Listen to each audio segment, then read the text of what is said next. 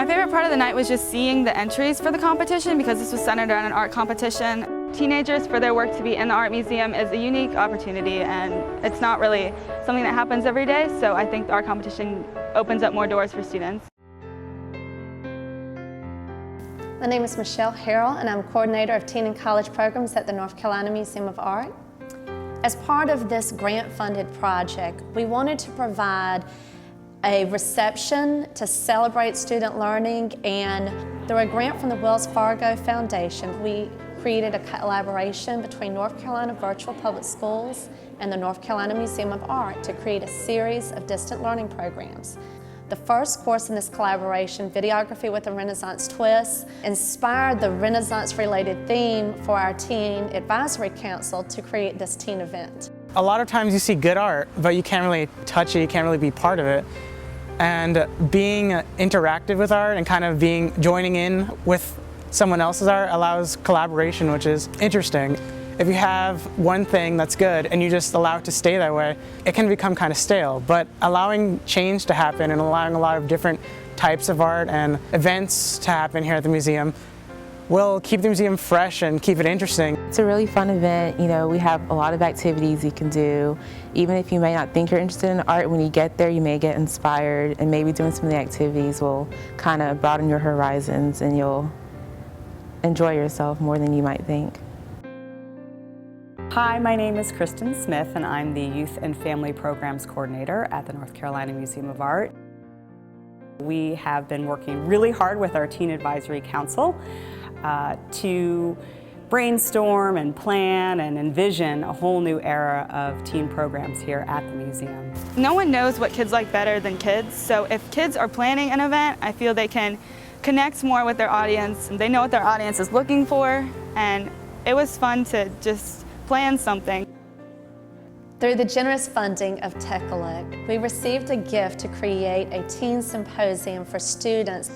We invited internationally acclaimed bestseller Michael Gilb, who wrote How to Think Like Leonardo da Vinci, and the symposium was entitled The Renaissance Brain Meets the 21st Century. The whole point of the event was to try to get more teens involved in the museum.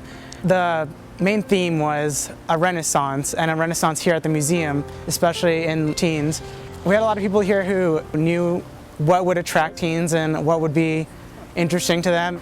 I think it's great to get teens involved in the art museum. This is just a perfect opportunity to expand their creativity and get together with other students and people who are passionate about art.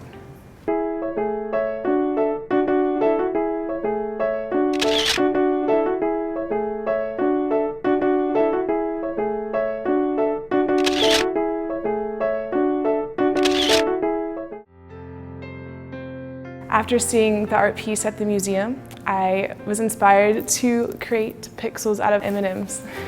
When I first heard that I won the competition, I was so excited, and I was just screaming because I didn't expect that at all.